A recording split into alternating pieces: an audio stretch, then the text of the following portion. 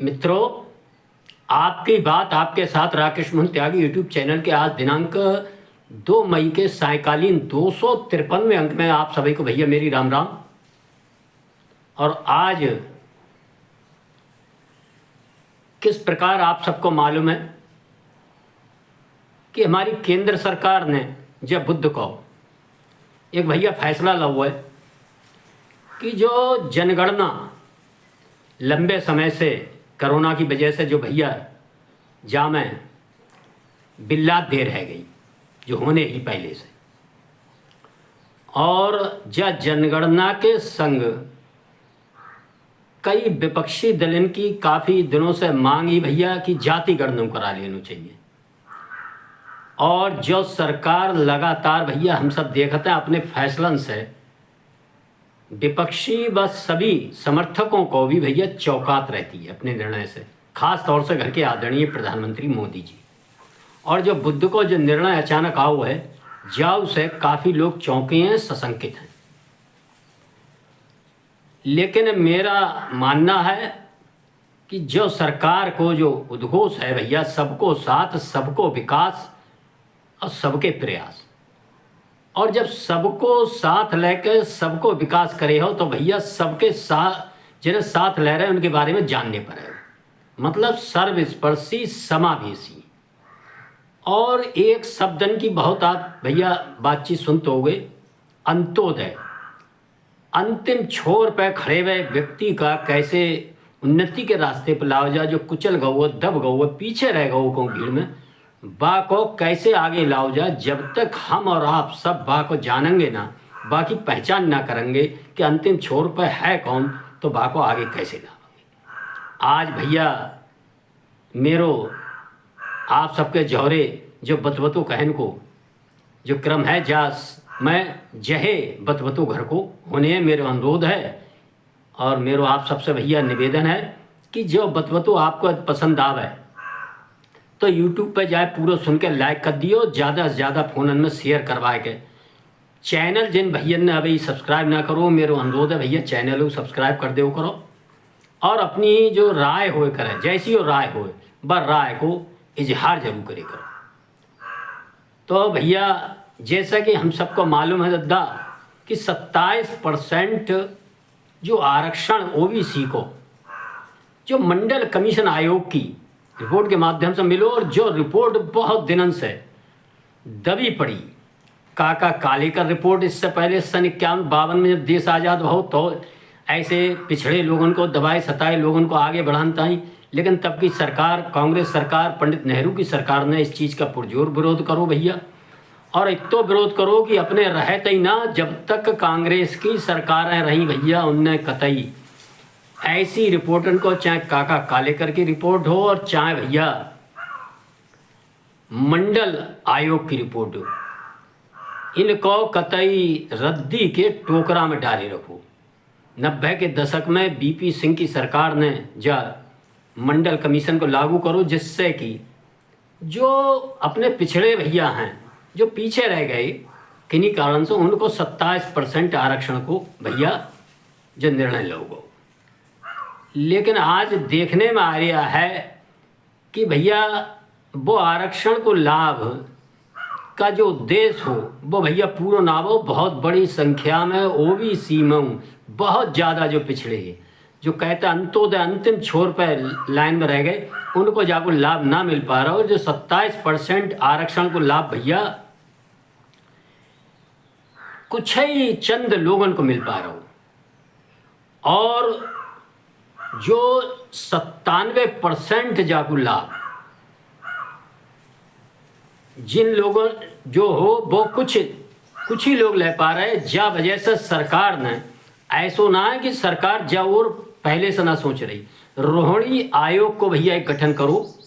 और रोहिणी आयोग ने भैया 31 जुलाई 2023 को अपनी रिपोर्ट राष्ट्रपति महोदया की सेवा में प्रस्तुत करी। और बाद में उनने जो ये कमी आ रही कि क्यों नहीं अंतिम व्यक्ति का उदय हो भैया, जो 27% आरक्षण को लाभ सभी लोगों को बराबर क्यों ना मिल पा रहा हो, जाके बारे में उन्होंने अपनी राय दी कि जो अति पिछड़े लोग हैं, पिछड़ों में भी 97% लोग ऐसे हैं जिनको लाभ नहीं मिल पा रहा। उनकी 4 कैटेगरी, 4 भैया भागन में बांट दो और इन्हें 27% आरक्षण में से इन्हों को देने की बात एक कही। वो रिपोर्ट भैया सरकार के पास काफ़ी जानकारियाँ होती हैं, लेकिन जो सरकार कोई काम करने से पहले कोई जल्दबाजी ना करती है और ना ही जो अपने निजी हितन के ताई, अपने पार्टी हित के ताई कोई नारेबाजी के चक्कर में पड़ के जनता को बरगला के ऐसा कोई काम करना ना चाहती जिसका कि परिणाम ठीक ना आवे। जो कोई भी निर्णय लेती है तो उसकी पूरी तैयारी लंबे समय से करती है। आप हर निर्णय में जो चौंकानवार हुए, हम भले ही चौंके हुए, लेकिन सरकार कतई ऐसे होना, सरकार के निर्णय लेने की प्रक्रिया लंबे समय चले। चाहे भैया नोटबंदी को देख लो, चाहे बालाकोट में स्ट्राइक देख लो, एयर स्ट्राइक, और जो भी कदम उठाए थे सरकार ने, वक्फ संशोधन विधेयक हो जो अब चल रहा हुआ है, उनकी तैयारी बहुत ही और बड़ी ईमानदारी से और बाबा साहब के बनाए संविधान के अंतर्गत उनका सम्मान करते हुए भैया दद्दा वे अपना काम करते हैं, वहाँ में कोई कमी ना निकाल सके। इसके लिए समय चाहिए होता है। लेकिन कुछ हमारे विपक्षी दलन ने जो जाति गणना को जो सिफू का हर चुनाव बनाओ और वो चुनाव तो उन्होंने समझी कि जो हमें अच्छा मुद्दा मिल गो, और वही कांग्रेस ही जिसने कि इन आरक्षण का और इन चीज़ों का सदैव जीवन भर विरोध किया था। भैया उन्हों की सरकार आई, उनने करा हुआ लेकिन लागू ना कर पाए। कर्नाटक में, तेलंगाना में, ऐसी बहुत सी चीज़ें। बिहार में भी 2021 में जाति गणना हुई, लेकिन वर्तमान सरकार ने जो निर्णय लिया उचित समय पर उचित तरीके से, और ये उचित निर्णय लिया है क्योंकि इससे जो घर की जनगणना तो होने ही है, और जाई जनगणना में जाति गणना में भैया जो मुसलमान लोग हैं इनों में बहुत जाति हैं, इनों की जाति गणना होएगी, इस संदेश को हम सब समझें। और जब इनकी गणना होएगी तो भैया आप सब समझ ही रहे देश के सामने कैसी आज की परिस्थितियां हैं, किस प्रकार पतो लाग रही है कि पतो ही ना है। लाखन 2-2 लाख 5-5 हज़ार 10-10 हज़ार लाखन लोग विदेशी जब देश को धर्मशाला बना के बैठे पड़े हैं। और जो अभी 22 तारीख का जो प्रकरण है, देश एक युद्ध के मुहाने पर खड़ा हुआ है, तो जब जांच परख भई और जो सूची बनी है वह सूची को देख के हम सबकी समझ में आ रही हो कि भैया कोई चीज़ करने को जब जनगणना हो रही है तो में हमारे देश में रहने वाले की जनगणना होगी, ना कि धर्मशाला समझ के घुसपैठी आए गए हैं। कुछ लोग ऐसे आए गए हैं, हमारे ही कुछ सिस्टम में खराबी है और वो सिस्टम को लाभ लेके वे लोग आए गए हैं, तो ऐसे लोगों को चिन्हित हो जाएंगे। और हमारे देश के चाहे वे हिंदू हों, चाहे मुसलमान हों, चाहे कोई हों, जो हमारे देश के हैं उनका सही तरीके से जाति गणना में उनका आ जाएगा, उनकी आर्थिक गणना भी आ जाएगी, उनकी राजनीतिक हैसियत, उनकी आर्थिक हैसियत और सरकारी नौकरियों में उनको क्या है और कैसे स्थितियों में रह रहे हैं, चाहे वे हिंदू हों, मुसलमान हों, कोई हो, सब का इस समय एक नाम आ जाए। और जब ऐसे दबे कुचले और पूरे भारतवर्ष में जनगणना और जाति गणना के माध्यम से सर्वस्पर्शी समावेशी जब जानकारियाँ कि जहाँ तक हम अभी ना पहुँच पाए रहे वे सब आ जाएंगी, तो फिर देश की सरकार को, देश को ऐसे लोगों के ताई क्या योजनाएं बनाई जाएं, कैसे क्या किया जाए, वो करने में बहुत सुविधा होगी। और सरकार लगातार अपनी विकास योजनाओं का लाभ विभिन्न तरीके से ऐसे लोगों को दे भी रही है बिना किसी राजनीतिक नारे के। लेकिन भैया जो लोकतंत्र है, जो लोकतंत्र में विपक्ष की कुछ चीज़ें होती हैं उनको भी रखना पड़ता है, लेकिन ये सरकार का अपना वो है कि वो अपने तरीके से अपने समय पे उनको ठीक से सभी लोगों की भावनाओं का, जैसे कि वक्फ बोर्ड में सभी लोगों की भावनाओं का घूम घूम के उसमें समावेश करोगे भैया, और बस समावेश भाव से वक्फ बोर्ड का हुआ। लेकिन एक चीज़ की ओर मैं जो ध्यान दिवा रहा हूँ कि जो जाति गणना को नारो जिन लोगों ने उछालो तुरंत अपने लाभ के ताई, वे भैया बहुत ज़्यादा चक्कर में पड़न वाले हैं। आप मेरी बात नोट कर लियो, आपको ध्यान आवेगी। जो ऐसी शेर की सवारी है जो अब वे सब चक्कर में पड़न वाले हैं।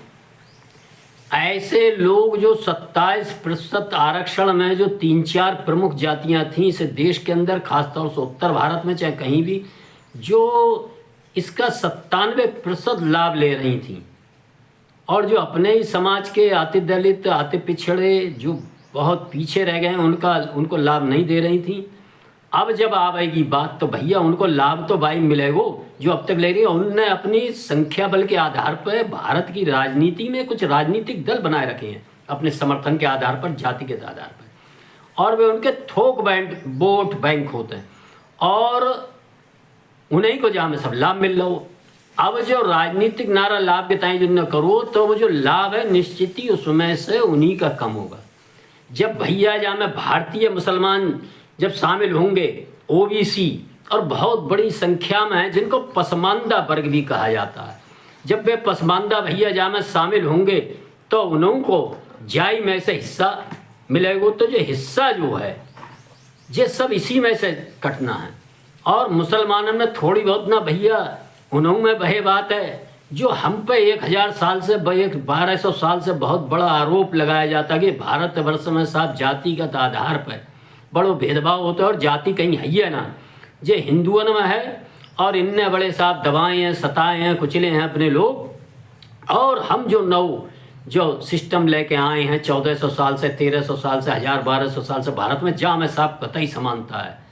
ये जो एक विचार और जो एक भैया हम सबके दिमाग में दद्दा डारो गो, बहुत से लोगों को जहे मालूम है कि साहब हमें में जाति होती है और कौन जाति होती है ना है।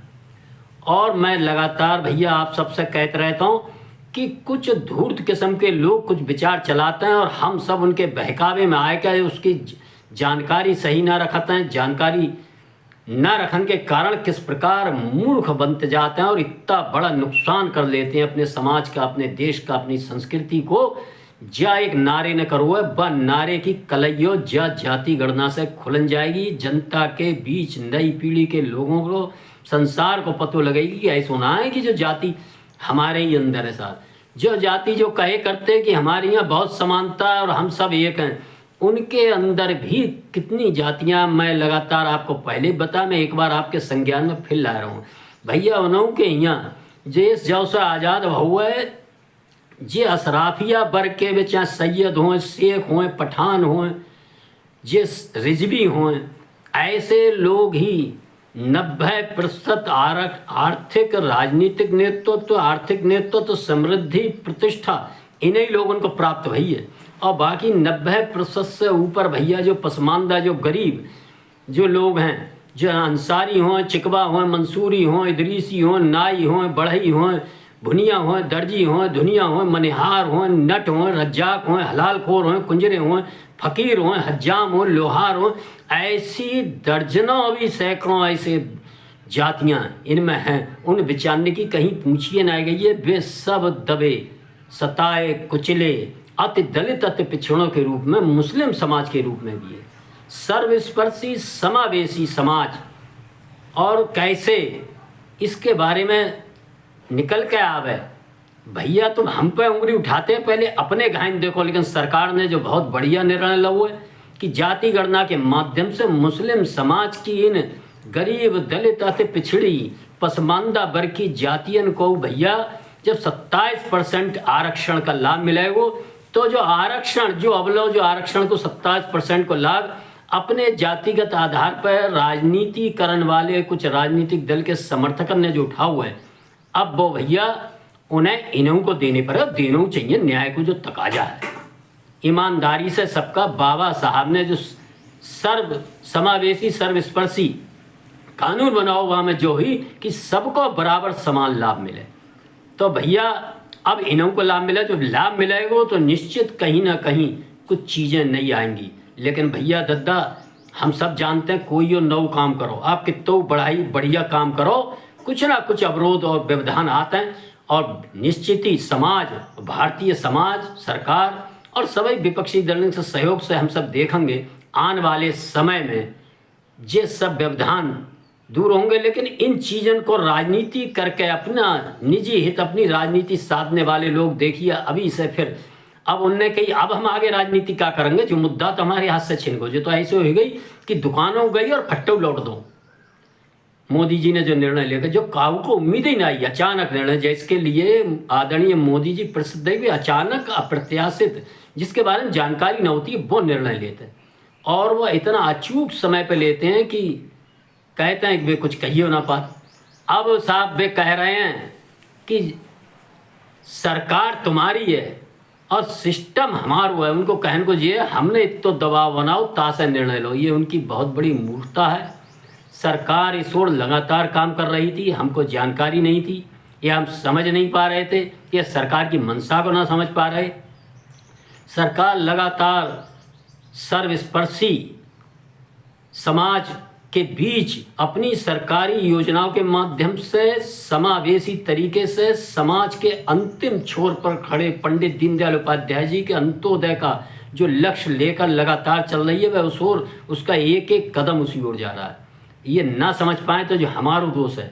और सरकार उनकी, आप कह रहे हैं सिस्टम हमारा, हो सकता है सिस्टम वास्तव में आपका 70 साल से आपने जगह जगह वो सिस्टम ऐसा बना हुआ है भैया, दद्दा ठाड़ो कर हुआ है, तो बाको कुछ लाभ नहीं मिलते। लेकिन ये सरकार जानती कि इसी सिस्टम से राष्ट्रीय हित के काम कैसे लिए जाते हैं। ये अब हम आगे इस जाति गणना जनगणना के माध्यम से जाति गणना होने जा रही है, ये देखेंगे कि इसी सिस्टम से राष्ट्रीय हित का काम कैसे होगा, ये भी हम सबकी समझ में आएगा मित्रों। लेकिन मेरा फिर एक अनुरोध है कि जो राजनीतिक दल जो अपना एजेंडा उठाते हैं, इनके चक्कर में ना पड़ के केवल हम आगे तय बढ़ेंगे, जो पढ़ेगा वही बढ़ेगा। और जब हम पढ़ेंगे ही ना, लिखेंगे ही ना, तो बढ़ेंगे कैसे। हमारे पूज्य बाबा साहब ने भी यही बात कही थी कि शिक्षा वह शेरनी का दूध है कि जो उसे जितो पिएगा वो तो ही दहाड़ेगा। और भैया ये जो अति पिछड़े, अति दलित, चाहे हिंदुओं में, चाहे मुसलमानों में, चाहे सिखन में, काऊ में हुए, भारतवर्ष के वे नागरिक हैं। जब उनकी गिनती होगी और वह गिनती होने में समझ में आवे, जैसे कि हम गेहूँ बीनते हैं ना, गेहूँ जब पिसवान ले जाते हैं और कोई जो नाज पिसवान ले जाते हैं, तो हमारे घर में भैया साफ करती हैं भैया सूप से, और वे बढ़िया बढ़िया सब समेट लेती हैं, और जो खरपतवार और जो कंकड़ और बगैर जो अनचाहे तरीके से में शामिल हो जाता भैया, बाप वे बहरार फेंक देती हैं और बालकन से कहती हैं कि जो कूड़ो घूरे पे डालिए आप। तो हम सबको इस निर्णय के बीच जो सबसे बड़ा लाभ मिलने वाला भैया, जो इतना बड़ा कार्यक्रम जब चलेगा और जो सन 26 तक संभवतः पूरा होएगा, और इसके बाद एक परसीमन को वो एक कार्यक्रम है। सरकार की निर्णय, सरकार की दूरदृष्टि देखें आप कि जो परसीमन बहुत दिनों से नायब हुआ, आबादी बढ़ गई है, कितनी सीटें बढ़नी हैं लोकसभा की, कितनी विधानसभा की बढ़नी है, कुछ क्षेत्र इतौता होनी है, और साफ सरकार एक और निर्णय की ओर बढ़ती जा रही है, एक देश एक चुनाव प्रक्रिया। ये सब एक सारी ये जो विषय हैं ये एक दूसरे से गुथे हुए हैं, हम इनको समझें। और जो घुसपैठिया शब्द है वह भी इनमें बहुत बड़ी संख्या में सर्वे होने जा रहा है। जो कह रहे हैं भैया दद्दा कागज ना दिखाएंगे, अब कागज तो भैया दिखाने पड़ेंगे और कागजन की जांच होगी। यहाँ के जो रहने वाले लोग हैं उनकी तो कोई मतलब ही ना, कोई दिक्कत ही ना।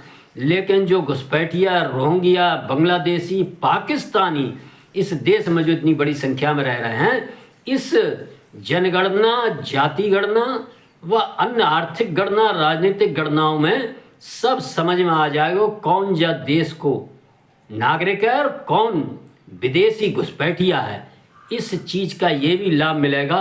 भैया दद्दा आप सबने मेरी बात सुनी, मैं जा अंक में अपनी वाणी को विराम दे रहा हूँ, और आपको मैं एक चेतावनी और दे रहा हूँ कि भैया जो समय है इसको हम बहुत महत्वपूर्ण तरीके से एक एक चीज़ पर अपनी बारीक नज़र रखें। अपने आस पड़ोस में कोई संदिग्ध गतिविधियां देखें, ऐसे लोग देखें जो अवैध घुसपैठी हो सकते हैं, कुछ दिन उनकी गतिविधियों पर नज़र रखें। प्रशासन को निश्चित खबर देते रहें कि सरकार और हमारा राष्ट्र एक महत्वपूर्ण संक्रमण काल, एक युद्ध के मुहाने पर खड़ा है, और आप देखेंगे आने वाला समय निश्चित ही हमारा देश व हम लोगों के लिए, हमारी आने वाली पीढ़ी के लिए बहुत अच्छा बनने जा रहा है। आप सबने सुना, मैं अपनी इस अंक में वाणी को विराम देता हूँ। जय श्री राम, जय श्री वाल्मीकि भगवान, भारत माता की जय।